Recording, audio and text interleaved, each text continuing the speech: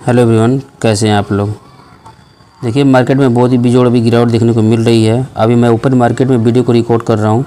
अभी देखिए मार्केट का हाल देखा जाए तो यहाँ निफ्टी का अभी देखिए क्या हाल हुआ है। लगभग 1.5% का इसमें गिरावट देखने को मिल रहा है और 364 पॉइंट इसमें अभी गिरावट हो चुका है। और आगे भी फर्दर कितना हुआ होगा वो तो बाद में देखने वाली बात है। निफ्टी बैंक की बात करूँ तो थोड़ा सा निफ्टी बैंक यहाँ पर संभला हुआ है। अगर इसको कंपेयर करें निफ्टी के अकॉर्डिंग 526 पॉइंट फिर भी ये टूट चुका है।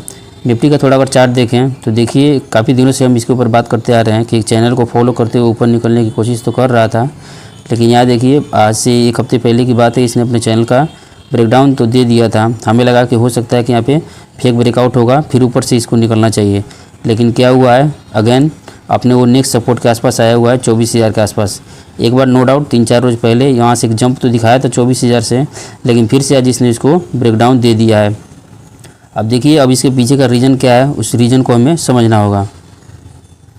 उसके अलावा अगर देखें मार्केट के बाकी इंडाइसेस का क्या हाल है तो देखिए सबका बुरा हाल है। हर तरफ आपको बस लाल ही दिखाई दे रही है, रेड में ही सारे इंडाइसेस सभी चलने की कोशिश कर रहे हैं।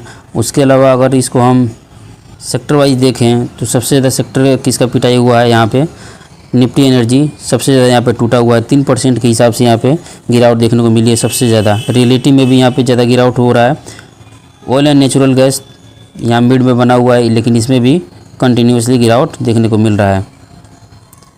उसके अलावा ओवरऑल अगर पूरे मार्केट को देखें डेप्थली तो एडवांस भी देखिए मात्र 441 ही स्टॉक ऐसे हैं जो कि अभी ग्रीन में चलने की कोशिश कर रहे हैं, और भी जो ग्रीन है वो फ्लैट ही है, ज़्यादा उसमें ज़्यादा अभी बढ़ोतरी दिखाई नहीं दे रही है। लेकिन जो गिरावट हो रहा है देखिए कितना बिजोड़ यहाँ पे गिरावट देखने को मिल रहा है। 2100 स्टॉक्स ऐसे हैं जो कि अभी रेड में चलने की कोशिश कर रहे हैं। उसके अलावा क्रूड ऑयल की बात करें तो क्रूड ऑयल को हमको छोड़ना नहीं होगा, क्रूड ऑयल को हमको साथ में ही देखना पड़ता है। तो क्रूड ऑयल को देखिए कुछ दिन पहले तो ये नीचे निकलने की कोशिश तो कर रहा था, यहाँ नीचे इसने 66 का लो भी लगाया था, लेकिन वहाँ से फिर से एक बार ये जंप लेने की कोशिश कर रहा है और अभी $70 के आसपास ये अब आने वाले हैं। अब इसके पीछे का रीज़न क्या है देखिए दोस्तों, अभी न्यूज़ निकल के आ रही है 9 घंटे पहले की न्यूज़ है। ईरान ने फिर से यहाँ पे कमेंटबाजी शुरू कर दिया है इजराइल के ऊपर। क्या बोल रहा है, Iran tells region strong and complex attack coming on Israel. देखिए यही रीज़न है जिसके वजह से अभी मार्केट में आपको पैनिक देखने को मिल रहा है।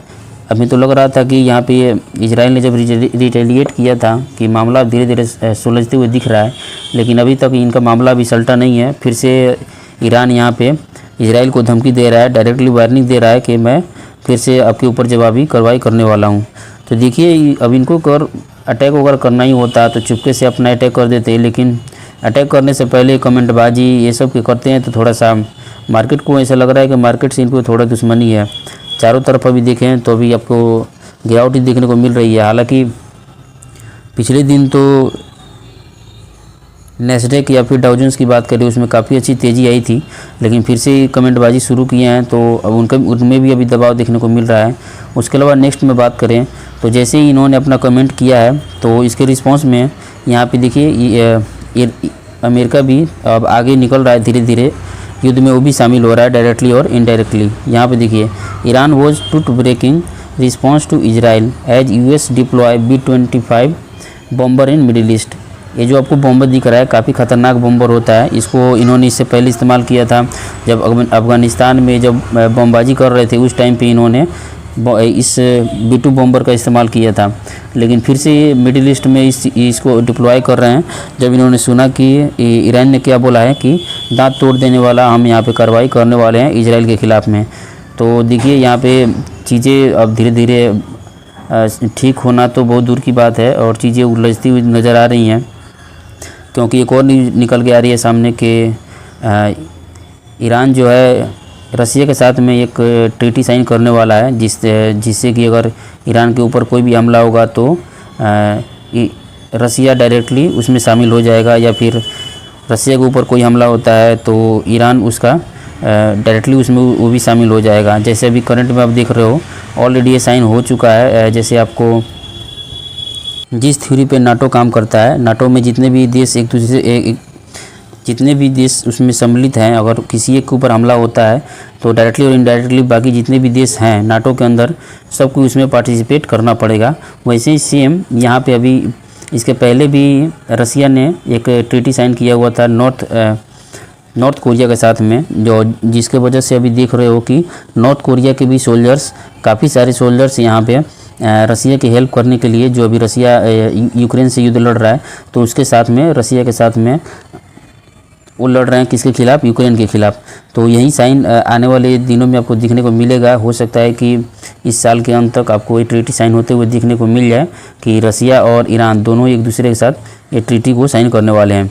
तो इस चीज़ को लेकर काफ़ी पैनिक है रीजन के अंदर में। अगर ऐसा होता है तो ईरान के लिए या फिर अमेरिका के लिए काफ़ी ज़्यादा ये मुसीबत खड़ी करने वाली न्यूज़ है।